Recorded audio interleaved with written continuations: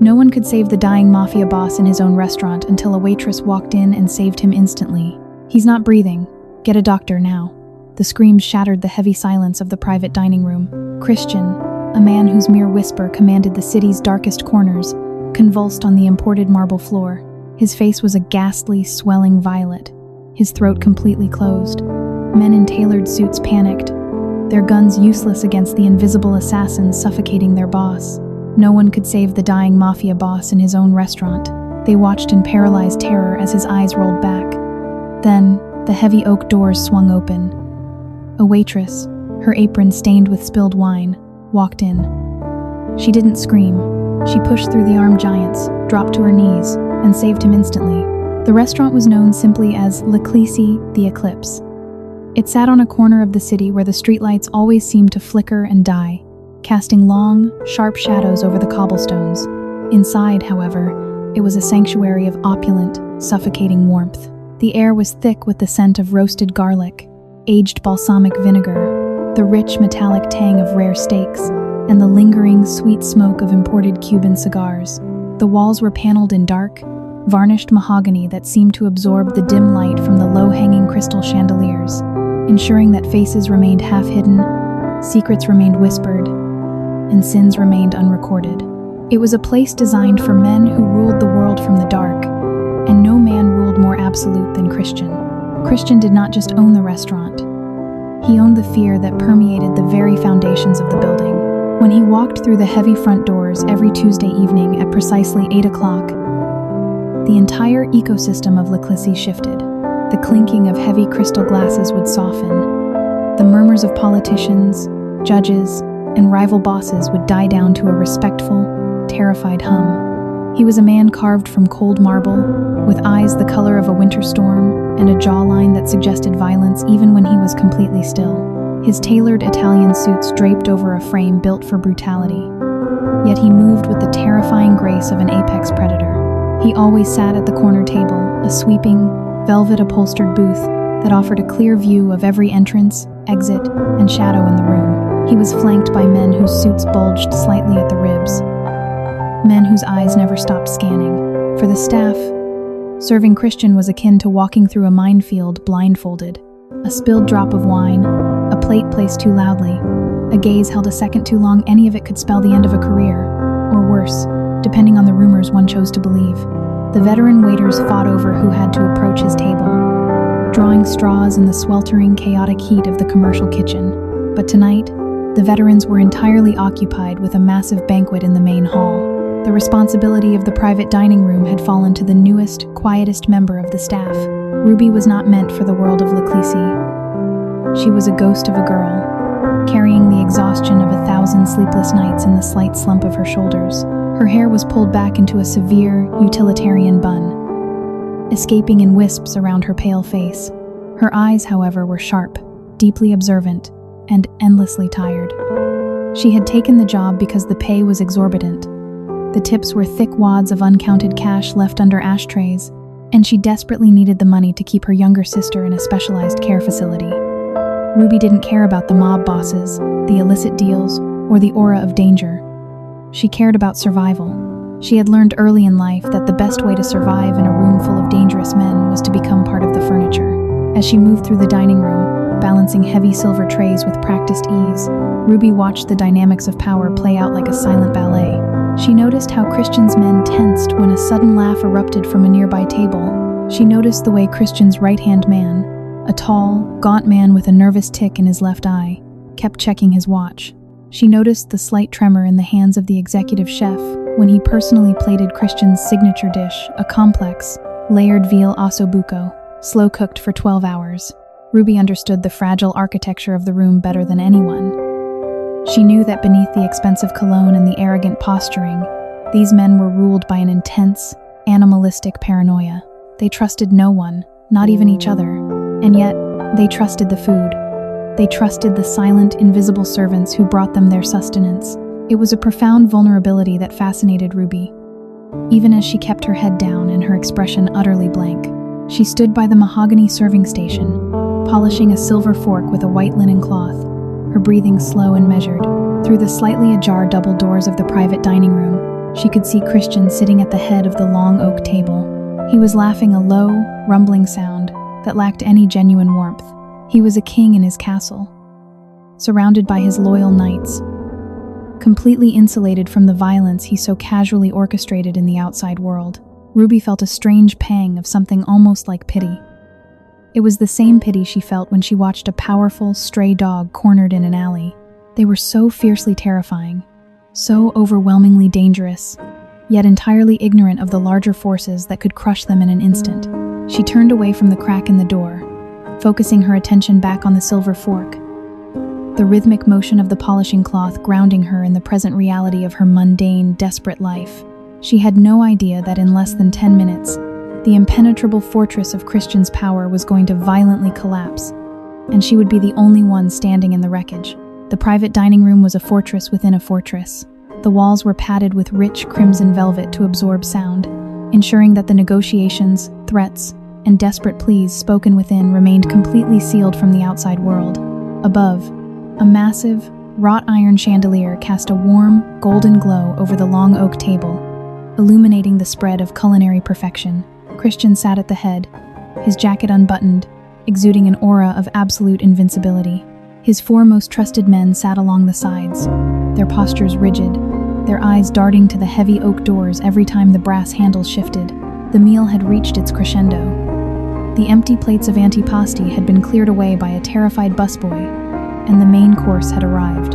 Christian's plate was placed before him, the veal osso buco, glistening with a rich, dark marrow reduction, resting on a bed of saffron risotto. He picked up his heavy silver fork and knife, the metal catching the light as he meticulously cut a small, tender piece of the meat.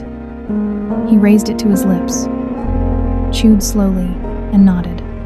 It was a subtle gesture, but in the tense ecosystem of the room, it was a royal decree of satisfaction. The men around the table visibly relaxed, their shoulders dropping an inch, their hands moving away from the insides of their jackets to pick up their own silverware. It started exactly 3 minutes later. Christian was in the middle of a sentence, outlining the hostile takeover of a rival shipping union, when his voice suddenly hitched. It wasn't a cough. It was a sharp, unnatural break in the vocal cords, as if someone had suddenly pinched a garden hose. He cleared his throat, a deep, rumbling sound, and reached for his crystal goblet of sparkling water. He took a sip, but the water didn't seem to go down smoothly. He set the glass back down, his grip slightly uncoordinated, the heavy crystal clinking sharply against the polished oak. "Boss?" asked his right-hand man, the gaunt one with the nervous tick, leaning forward slightly. Christian raised a hand, dismissing the concern. He tried to speak again, but what came out was a high-pitched, wet wheeze. His eyes, usually cold and calculating, suddenly widened with a primal, unmistakable terror. He dropped his fork. It clattered against the porcelain plate, a sound that seemed to echo like a gunshot in the velvet-lined room. Then, the physical collapse began, rapid and catastrophic. Christian's hands flew to his throat. His knuckles turned bone white as his thick fingers clawed at the silk collar of his shirt, tearing off his tie with frantic, uncoordinated desperation. His skin, normally a healthy olive tone, was rapidly flushing an angry, mottled crimson, the color spreading up his neck and across his face like a localized wildfire. The veins at his temples bulged against his skin, pulsing rapidly, violently. "Christian!" one of the guards yelled, kicking his chair back. The heavy wooden chair tipped and crashed to the floor. Chaos erupted, sudden and absolute. The illusion of control evaporated in a single second. These were men trained to handle bullets, knives, and brutal interrogations. They knew how to break bones and hide bodies. They did not know how to fight a microscopic, invisible war happening inside their leader's bloodstream. Christian tried to stand, but his legs betrayed him. His massive frame tipped forward, crashing heavily onto the table. Plates shattered. Wine glasses toppled, sending dark red liquid spilling across the pristine white linen, looking horrifyingly like freshly spilled blood. He convulsed, a violent, full-body shudder, before sliding off the edge of the table and crashing onto the imported marble floor with a sickening thud. The room descended into utter pandemonium. "He's poisoned! The food is poisoned!" a guard screamed, drawing his heavy matte black pistol and aiming it wildly at the closed doors. "Lock it down. Nobody gets in or out." Another man dropped to his knees beside the convulsing boss, his hands hovering uselessly over Christian's chest.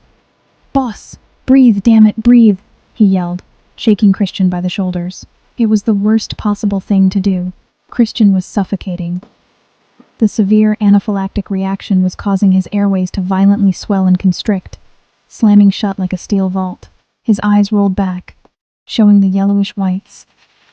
His mouth wide open, pulling desperately at the air that refused to enter his lungs. A thick, white foam began to gather at the corners of his lips. The terrifying sound of stridor, a harsh, vibrating gasp that indicated complete airway obstruction, filled the room, cutting through the shouting and the panic. "Get a doctor!" the gaunt man roared, pulling his own weapon and pointing it at the ceiling. "Call a fucking ambulance right now." "No ambulances," another countered, panic making his voice crack. "If the cops come, we're all exposed. Call the fixer. Call Doc Rossi. Rossi is 30 minutes away, you idiot. He won't make it." They were screaming at each other, their guns drawn, their faces pale with terror. In the center of their useless circle of violence, the titan of the underworld was dying, an undignified, agonizing death. Christian's vision was narrowing to a dark, pinpoint tunnel. The edges of his consciousness were fraying, turning to static. The pain in his chest was immense, a crushing weight that eclipsed all his wealth, all his power, and all the fear he commanded. In these final, agonizing seconds, he realized the ultimate, pathetic truth. All the guns in the world couldn't shoot the air back into his lungs. He was drowning on dry land, surrounded by his army, entirely, completely alone. His body gave one final, violent arch, and then his limbs went terrifyingly slack. Just outside the heavy oak doors, the hallway was a pocket of tense silence, insulated from the chaos within.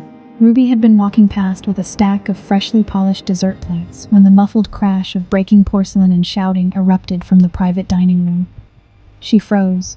In her line of work, sudden loud noises usually preceded sudden violent actions. The standard protocol for any restaurant employee in this situation was to turn around, walk briskly to the kitchen, and pretend they heard absolutely nothing. But then, she heard the gasp. Even through the thick, velvet-padded doors, the sound of that harsh, vibrating wheeze, the stridor pierced the air. It was a sound Ruby knew with intimate, agonizing familiarity. It was the exact sound her younger sister had made 3 years ago on the kitchen floor, her throat swelling shut from a hidden trace of shellfish. It was the sound of a human body aggressively destroying itself, a terrifying biological alarm bell that bypassed rational thought and triggered pure, instinctual panic. Ruby didn't think about the guns. She didn't think about the mobsters, the danger, or her desperately needed paycheck. She simply reacted. She dropped the stack of dessert plates. They shattered against the hallway tiles with a loud, chaotic crash, the porcelain exploding outward. Without pausing to look at the mess, Ruby slammed her shoulder against the heavy oak doors, pushing them open with a force she didn't know she possessed. The scene inside was a nightmare painted in crimson and shadows. The table was wrecked, stained with wine and broken glass. 4 massive men in tailored suits were yelling, their guns drawn, creating a frantic, useless perimeter around the massive body lying on the floor. Christian's face was no longer just purple. It was taking on a terrifying, ashen blue hue. His chest was entirely still. "Hey, get the hell out of here," one of the guards roared, turning his pistol directly at Ruby's chest. The laser sight danced a bright, angry red dot across her white apron. "He's in anaphylactic shock," Ruby screamed, her voice cutting through the heavy, masculine panic like a shattered glass edge. She didn't stop moving. She marched directly toward the barrel of the gun, her eyes locked entirely on Christian. "If you don't let me to him right now, he is dead in 60 seconds. The guard hesitated, his finger tight on the trigger. The sheer authority in this tiny, apron-clad woman's voice short-circuited his trained aggression. In that split second of hesitation, Ruby shoved past him, slapping his gun arm away with a desperate, reckless stroke. She dropped to her knees beside the dying Mafia boss, sliding onto the wine-slipped marble. Up close, Christian looked monstrous. His lips were swollen to twice their size, his eyes bulging and unseeing. Ruby didn't waste a millisecond checking for a pulse. She knew by the color of his skin that his heart was desperately close to stopping. Her hands flew to the deep pocket of her black slacks. She always carried it. Every single day, since the incident with her sister. She carried the small, yellow plastic tube. She pulled out the emergency epinephrine auto-injector, her fingers moving with frantic, practiced precision. She ripped off the blue safety cap with her teeth, spitting it onto the floor. "What is that? What are you doing?" the gaunt man screamed, lunging forward, his hand grabbing Ruby's shoulder with bruising force. "Saving his life! Let go of me!" Ruby shrieked, twisting out of his grip. She didn't try to undress him. She didn't look for a vein. She gripped the auto-injector in her fist, aimed for the thickest part of Christian's outer thigh, right through his expensive Italian wool trousers, and slammed the orange tip down with all her strength. Click. The mechanism fired. Ruby held it there, pressing her entire body weight onto her hands, counting the longest 3 seconds of her life. 1, 2, 3. She pulled the needle out, tossing the empty plastic tube aside. "Come on," she whispered frantically, placing both hands flat on the center of Christian's massive chest. "Come on, breathe, breathe." She pushed down, starting chest compressions, her small frame fighting against the dense muscle of his torso. The guards stood frozen, weapons still drawn, watching a young waitress brutally pound on the chest of the most feared man in the city. Nothing happened. 10 seconds passed. 15. The blue hue around Christian's lips seemed to deepen. The silence in the room was absolute, save for the rhythmic, desperate panting of Ruby as she pushed. "He's gone," one of the guards whispered, lowering his gun, the reality of the situation crashing down on him. "No, he's not," Ruby screamed back, tears of exertion and pure adrenaline blurring her vision. She pushed harder, her palms bruising against his sternum. "Breathe, damn it." And then, a miracle of violent biology occurred. Christian's chest suddenly heaved upward. His eyes flew wide open, pupils completely dilated. He let out a horrific, ragged, wet gasp, a sound like a drowning man breaking the surface of the ocean. His body arched off the floor as his suddenly reopened airways sucked in a massive, greedy volume of air. He rolled onto his side, coughing violently, hacking up the foamy saliva, his hands clawing at the marble floor as his lungs expanded. The color began to rush back into his face, chasing away the deadly blue, replaced by the flushed red of sheer survival. Ruby collapsed back onto her heels, her entire body shaking uncontrollably. Her hands were smeared with spilled wine and sweat. She stared at the man on the floor, watching his chest rise and fall in rapid, jagged rhythms. She had done it. She had pulled the Titan back from the absolute brink of the abyss. But as the frantic, wheezing sounds of Christian's survival filled the room, Ruby looked up and realized the true nightmare had only just begun. The 4 men were staring at her, their guns no longer lowered, their eyes narrowing with a terrifying, paranoid realization. She hadn't just saved a life. She had injected herself into the center of a mob assassination plot. The heavy oak doors were slammed shut and the deadbolts were thrown with heavy, metallic clacks that sounded entirely too much like prison cells locking. The atmosphere in the private dining room shifted violently. The frantic, screaming panic of a medical emergency evaporated, instantly replaced by the cold, calculating, and deeply paranoid tension of a hostile security environment. Christian was still on the floor, leaning heavily against the base of the velvet booth. He was gasping, each breath sounding like sandpaper against wood, his broad chest rising and falling erratically. Sweat poured down his face, pasting his dark hair to his forehead. He looked weak, shattered, and terrifyingly vulnerable, a state no one in the room had ever witnessed. Slowly, agonizingly, he raised a trembling hand, waving off the guard who tried to help him up. He needed a moment to ensure his body was truly his own again. Ruby remained on her knees, the damp cold of the spilled wine seeping through her trousers. Her adrenaline was crashing rapidly, leaving behind a cold, hollow terror. She looked at the men surrounding her. Their weapons were no longer pointed aimlessly. They were held at low ready, their eyes darting between Christian and her. "Search her," Christian choked out. His voice was a ruined, gravelly rasp, barely recognizable as the commanding baritone from 10 minutes ago. But the authority behind it was absolute. Before Ruby could even process the command, 2 massive pairs of hands grabbed her arms, hauling her roughly to her feet. She gasped in pain as her arms were wrenched behind her back. A man with a broken nose and dead eyes aggressively patted her down, checking her pockets, her waistband, and the lining of her apron.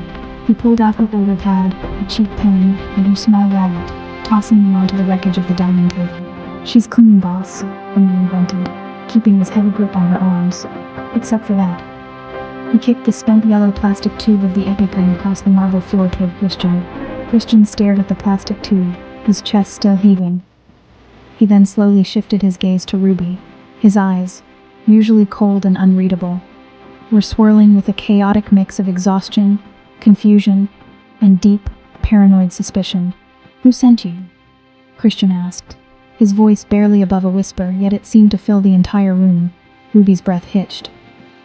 "No one," she stammered, her voice shaking violently. "I work here. I'm just a waitress. I heard you choking. You injected me," he interrupted, leaning forward slightly, the effort clearly costing him. "With what?" "Epinephrine," Ruby pleaded, struggling slightly against the grip of the guard holding her. "It's an EpiPen. For severe allergic reactions. You were in anaphylactic shock. Your throat closed up. You were dying. So you saved him?" The gaunt man in the right-hand lieutenant stepped forward, his nervous tick going wild. He pointed his gun directly at Ruby's face. "Or did you poison the food, wait for him to drop, and then save him to play the hero? To get close to him?" "Are you insane?" Ruby cried out, the absurdity of the accusation momentarily overriding her tone. "Why would I poison him just to save him? If I wanted him dead, I would have stayed in the hallway. Maybe you got cold feet." The lieutenant smiled, stepping closer, the barrel of his gun inches from her forehead. "Maybe your bosses wanted a message sent. Not a corpse. Enough, Leo," Christian rasped, holding up a shaking hand. He closed his eyes tightly, taking a deep, ragged breath, trying to force his racing heart to slow down. The epinephrine was flooding his system, making him jittery, his thoughts racing at 1,000 miles an hour. He knew Leo's paranoia was justified in their world, but something didn't fit. The raw, desperate terror in the girl's eyes when she was pushing on his chest that couldn't be faked by a low-level assassin. But Christian didn't survive to the top of the underworld by trusting his gut instincts about strangers. He survived by systematically breaking down every anomaly until the truth bled out. "Clear the room," Christian commanded, his voice gaining a fraction of its normal strength.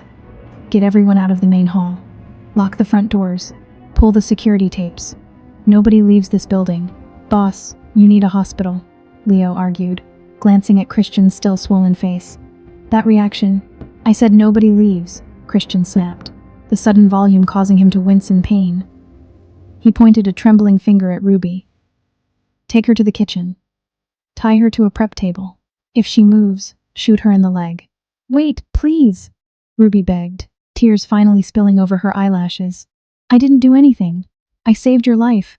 Please, my sister is waiting for me." Her pleas were cut off as the guard yanked her backward. The heavy oak doors were unbolted, and she was dragged out into the hallway, past the shattered remains of the dessert plates she had dropped. The restaurant beyond the doors was a ghost town. The staff had already fled at the sounds of screaming and crashing. The opulent beauty of L'Ecclesi now felt like a gilded cage. Ruby was dragged through the swinging doors of the commercial kitchen, the bright, harsh fluorescent lights blinding her after the dim, velvet shadows of the dining room.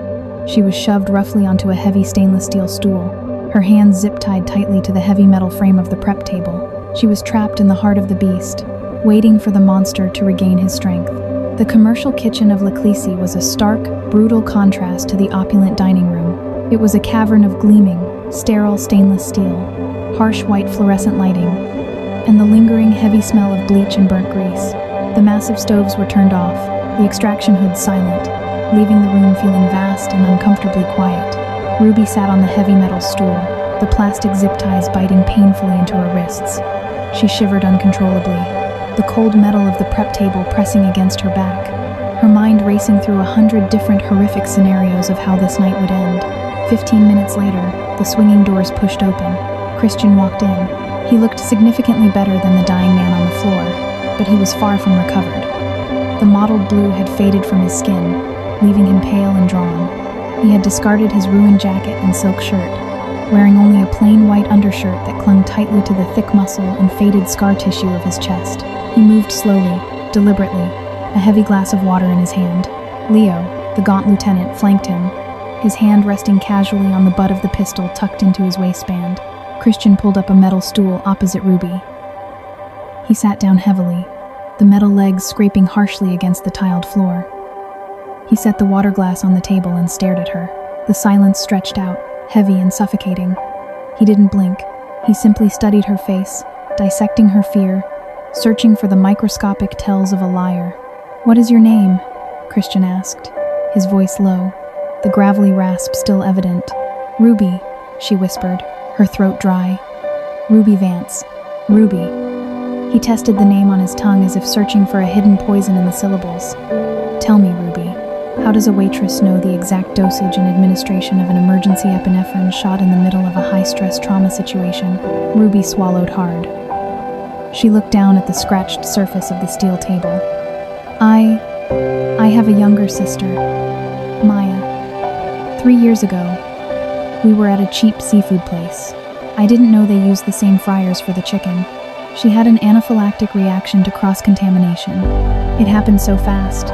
She just stopped breathing on the floor. Ruby's voice cracked, the old trauma rising in her chest, mingling with her current terror. The paramedics took 10 minutes. They said if I hadn't given her the pen from my purse, the brain damage would have been irreversible. I've carried one every single day since. Christian watched her eyes. He watched the way her shoulders hitched, the genuine, unfeigned pain in her expression. He was a master of reading lies, and he saw none here, just a tired, terrified woman recounting a nightmare. "So, you heard me choking," Christian continued slowly, leaning forward. "You recognized the Strider. You knew what was happening." "Yes," Ruby nodded frantically.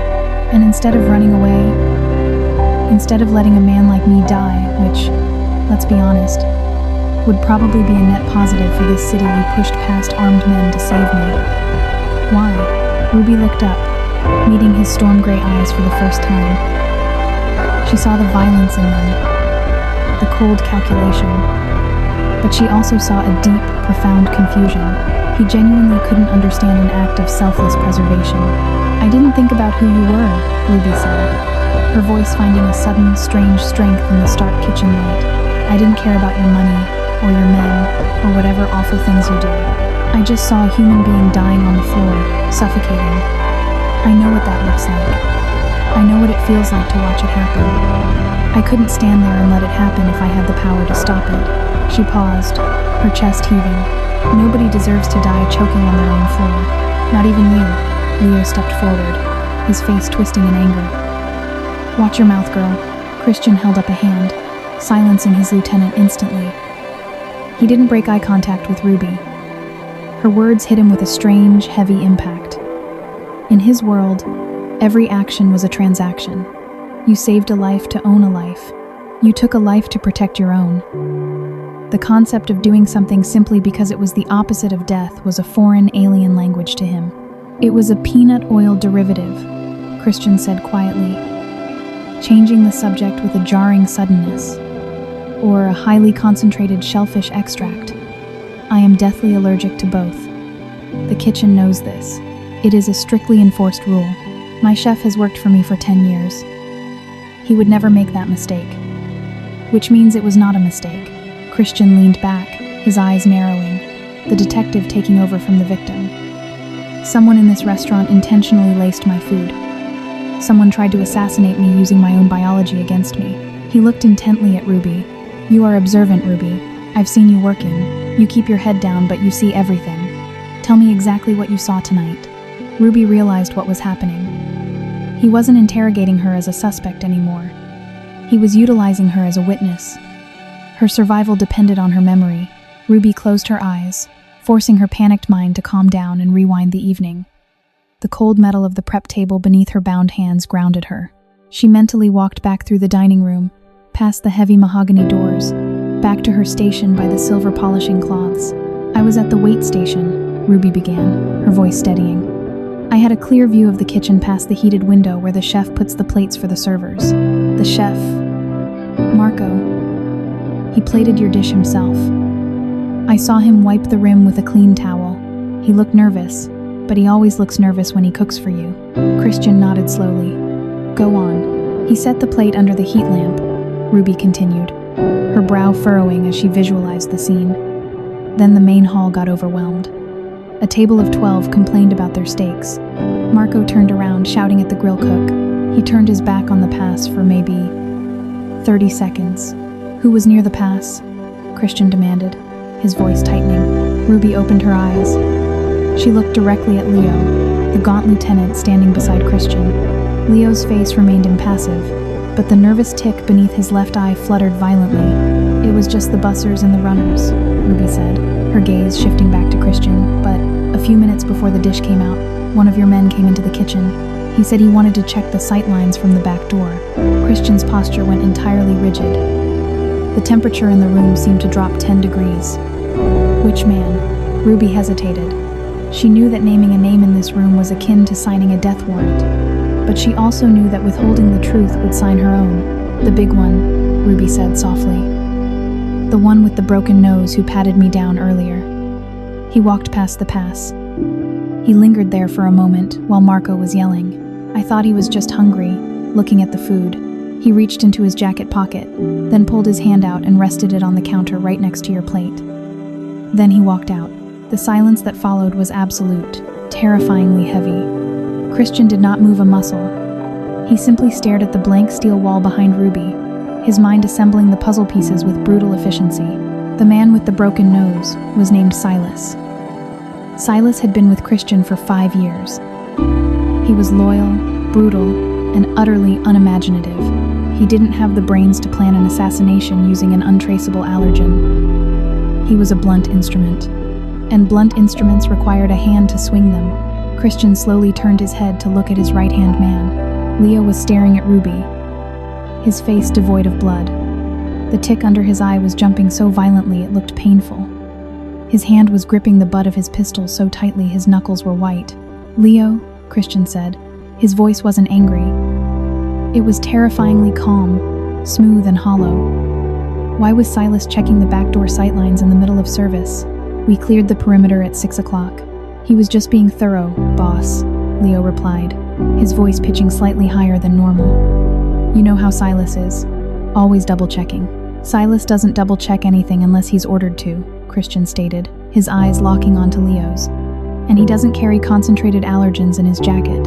Who gave it to him, Leo? Boss, you're not listening to this girl, are you? Leo let out a forced, high-pitched laugh, taking a half-step backward. She's a nobody. She's lying to save her own skin. She probably slipped it in herself when she was polishing the silverware. She wasn't near the plate, Leo, Christian said, standing up slowly.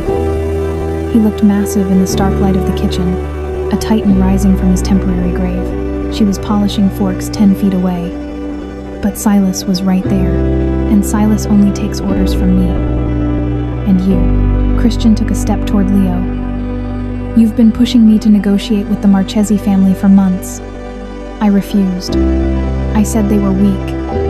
You said we were leaving money on the table. You think I'm getting old, Leo? You think my grip is slipping?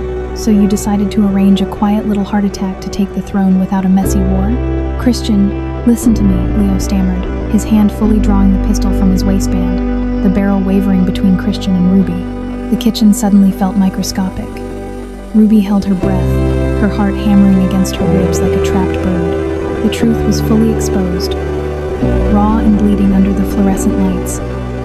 And the only thing left to decide was who was going to walk out alive. The standoff in the gleaming, metallic kitchen felt entirely surreal. The smell of bleach and old grease was overpowered by the sharp, metallic tang of pure adrenaline. Leo stood near the swinging doors, his gun drawn, his face a mask of desperate, cornered panic. Christian stood 10 feet away, unarmed, wearing only a sweat-stained undershirt. Yet he projected an aura of overwhelming, lethal dominance. Ruby was anchored to the prep table between them, a silent witness bound in plastic, paralyzed by the sudden, violent pivot of the night. Put it down, Leo, Christian said, his voice dropping an octave, resonating with a dangerous, quiet absolute. It wasn't a request. It was an unavoidable fact, masquerading as a command. I can't do that, boss, Leo wheezed, the gun shaking violently in his hands. The nervous tick beneath his eye had spread to a full-body tremor. If I put it down, I'm a dead man. I know how this works. I've dug the holes for the guys who crossed you. You dug holes for men who stole from me, Christian corrected, taking a slow, measured step forward. You tried to suffocate me in my own dining room. You tried to make me choke to death in front of my own men so you could play the grieving successor. You coward. The word hit Leo like a physical blow. His face contorted in a mix of rage and shame. I did it for the family. You're stuck in the past, Christian. You rule by fear, but fear doesn't make money anymore. The Marchese family offered a 50% stake in the port operations. 50%. And you spit in their faces because of pride. You were going to get us all killed in a war we didn't need to fight, so you decided to sell me out to avoid a fight, Christian said, taking another step. He was entirely unfazed by the gun pointed at his chest. He had lived his entire life with a target on his back. The physical manifestation of it meant nothing to him. You used Silas. You gave him the vial. You told him to drop it on the plate. And then you stood there, 3 feet away from me, and watched me drown in my own fluids. You watched me die, Leo. Don't come any closer, Leo screamed, panic overtaking logic. He aimed the gun directly at Christian's face. Ruby squeezed her eyes shut, waiting for the deafening crack of the gunshot, waiting for the blood to spatter across the pristine stainless steel. But the shot didn't come. Shoot me then, Christian said softly. Pull the trigger, Leo. You've got the gun. I'm unarmed. Do it. Leo's finger visibly tightened on the trigger. He was sweating profusely, his breath coming in ragged gasps. He had orchestrated an assassination, a quiet, clean removal. He was not prepared to look his mentor, his boss, the man who had pulled him out of the gutters 10 years ago, in the eyes and pull the trigger.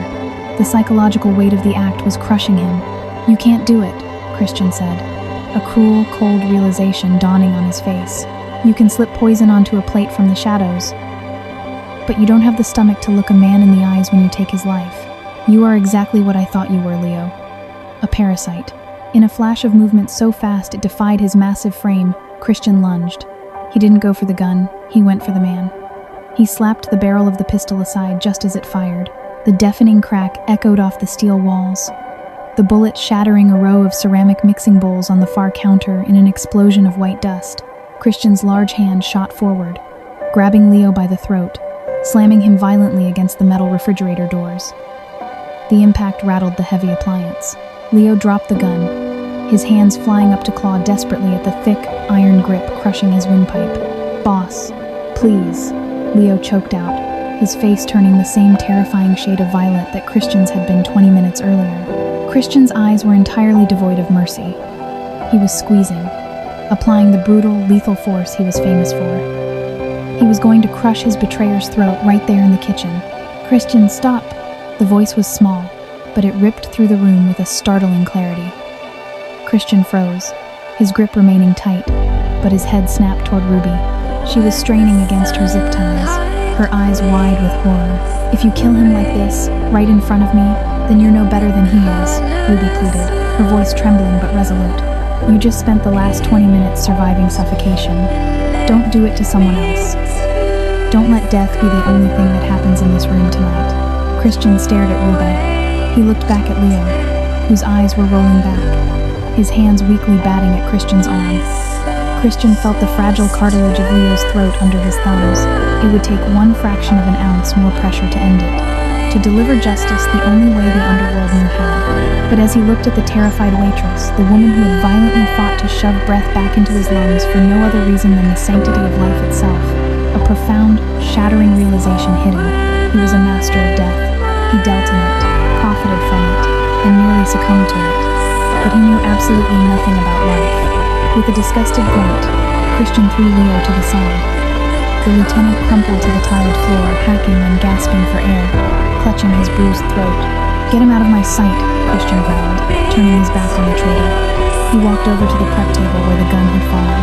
He picked it up, ejected the magazine, cleared the chamber, and tossed the empty weapon onto the table. He walked over to Ruby. He reached into his pocket, pulled out a small silver folding knife, and smoothly sliced the heavy plastic zip ties binding her wrists. Ruby rubbed her bruised wrists, looking up at him in absolute shock. The monster had shown mercy. The Titan had stepped back from the kill. The heavy, oppressive atmosphere of Laclisi had cracked, and for the first time in his life, Christian was letting the light in. The immediate aftermath was handled with the cold, efficient machinery of the underworld, but with a strange, unprecedented restraint. Christian ordered Silas, the blunt instrument, stripped of his weapons and exiled from the city under pain of death. Leo, the architect of the betrayal, was dragged out the back door, hyperventilating and weeping, his fate left ambiguous but definitively stripped of all power and status. The heavy lockdown of the restaurant was lifted. The remaining guards, deeply unsettled by the night's events and their boss's uncharacteristic mercy, dispersed to the perimeter, leaving Christian and Ruby entirely alone in the cavernous main dining hall. The hall was a graveyard of an abandoned evening. Half-eaten meals sat cold on expensive china. Half-empty wine glasses caught the dim light of the chandeliers. The silence was immense. Pressing down on them, Christian sat in a velvet booth by the window, staring out at the flickering streetlights of the city he supposedly ruled. He looked exhausted, older than his years, the adrenaline crash finally setting into his bones. Ruby sat across from him, sipping a glass of water he had poured for her. She was free to leave. He had told her the doors were open, but a strange, inexplicable gravity kept her rooted to the velvet seat. She had seen the man behind the myth, seen his vulnerability and his sudden capacity for change, and she couldn't simply walk back into the night. "You should go home, Ruby," Christian said quietly, his voice a low rumble, not taking his eyes off the street. "Your sister is waiting. I will have one of my drivers take you. It's not safe to take the train this late." "I will," Ruby said softly. "In a minute." She traced the rim of her glass with a bruised finger. "Why did you let him live?" Christian finally turned to look at her. The storm in his gray eyes had settled into a profound, haunting stillness. "Because of what you said. You said I was no better than him if I killed him like that. In my world, being better than your enemy just means being more ruthless.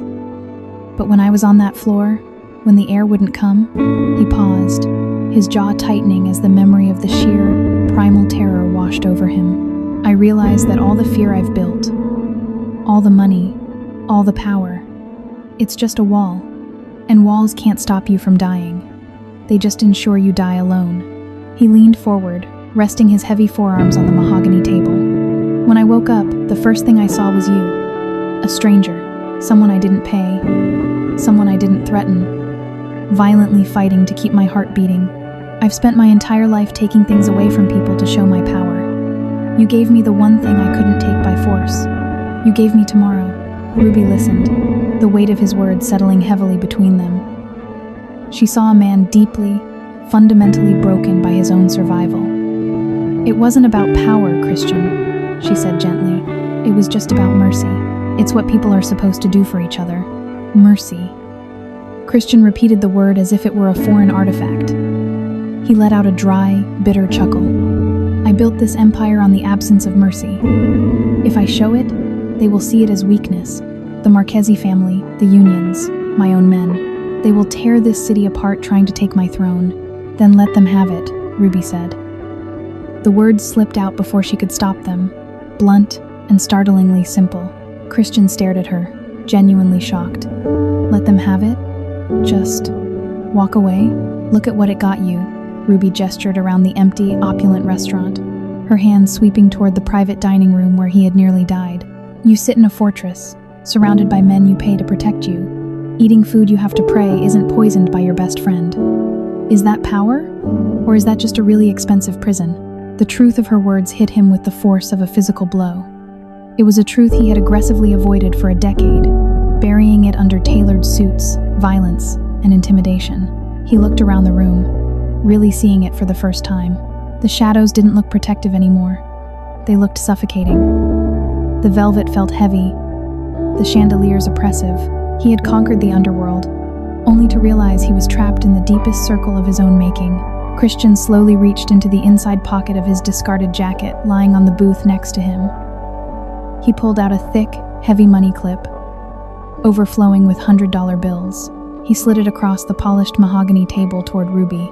"Take this," he said. "For your sister's care, for saving my life. Take it, and never come back to this place. It's cursed." Ruby looked at the money. It was more cash than she had ever seen in her life. It was a year's worth of medical bills, a new apartment, a chance to breathe. She didn't refuse it out of pride. She understood it was a genuine gesture of gratitude from a man who only knew how to speak in currency. She reached out and placed her hand over the cold metal clip. "Thank you," she whispered. "No," Christian said, his voice firm, his eyes locking onto hers with a sudden, intense clarity. "Thank you, Ruby. You didn't just save my life tonight. You woke me up." Ruby stood up, sliding the money into her apron pocket. She looked down at the feared Mafia boss, seeing only a tired, profoundly lonely man seeking a way out of the dark. She gave him a small, genuine smile, turned, and walked out the heavy front doors into the cool, biting night air, leaving Christian alone with the echoes of a life he could no longer lead. The city's underworld held its breath for a week. Rumors swirled like toxic smoke through the back alleys, the shipping yards, and the illegal gambling dens. Whispers spoke of an assassination attempt at Leclisi.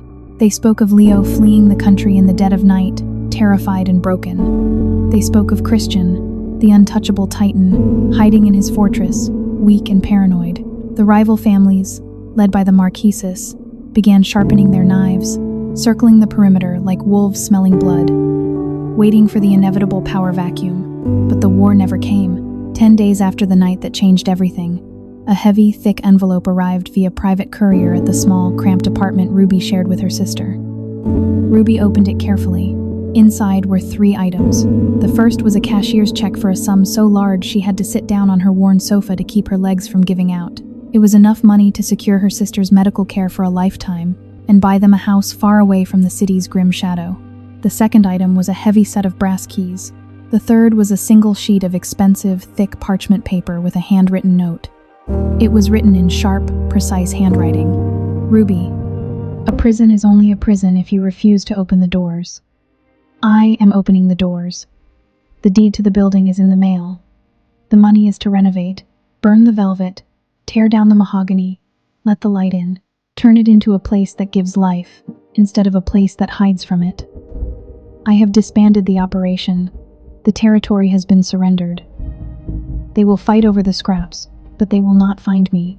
I am going to find out what it means to be a man who doesn't need to be feared. Build something beautiful." See, Ruby stared at the letter, tears blurring her vision. The transformative twist of the night wasn't just that she had saved his life. It was that she had given him the courage to actually live it. Christian hadn't just stepped down. He had completely dismantled his empire, walking away from the ultimate power to seek the ultimate peace. 3 months later, the corner where the streetlights used to flicker and die was unrecognizable. The heavy, dark facade of Leclisi was gone. In its place stood a brightly lit, open-concept restaurant with massive glass windows that spilled warm, golden light onto the cobblestones. The oppressive mahogany had been replaced with light oak and vibrant green.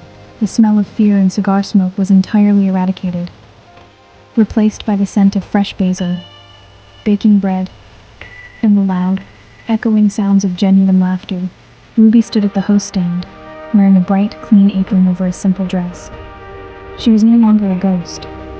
She was the vibrant, exhausted, and deeply happy owner of La Luz de Lamp. The restaurant was packed. Families, young couples, and neighborhood locals filled the tables, entirely unaware of the dark history buried beneath the new tile floors. Maya, her younger sister, was sitting at a corner booth, sketching happily on a napkin, healthy and safe. Ruby smiled, feeling a profound sense of peace wash over her. She looked out the massive front windows, watching the city life buzz by in the cool evening air. Across the street, standing in the shadow of the street lamp, a man in a simple, well-worn coat stood watching the restaurant. He was broad-shouldered, his hair slightly lined, the sharp, violent edges of his posture entirely softened. He watched the bustling, joyous scene inside. He watched Ruby laugh as she seated a family. For a long moment, the man just stood there, absorbing the warmth radiating from the building. Then, a small, genuine smile broke across his face, a smile devoid of arrogance, devoid of threat, filled only with a quiet, profound redemption. He didn't cross the street. He didn't need to. He simply turned his collar up against the wind, shoved his hands into his pockets, and walked away into the night, disappearing not into the shadows of the underworld, but into the vast, open possibility of a second chance. No one ever expected a ruthless mafia boss to be saved by a simple waitress, let alone saved from his own destructive love. Sometimes, The most profound power doesn't come from the fear we instill in others, but from the radical, unexpected mercy we receive when we deserve it the least. True strength isn't holding on to an empire of shadows. It's having the courage to walk away and let the light in. If this story of redemption, second chances, and the unexpected power of human kindness resonated with you, please leave a like. Share this story with someone who needs a reminder that change is always possible, and subscribe for more cinematic, emotionally grounded stories. Your support helps bring more of these vivid worlds to life.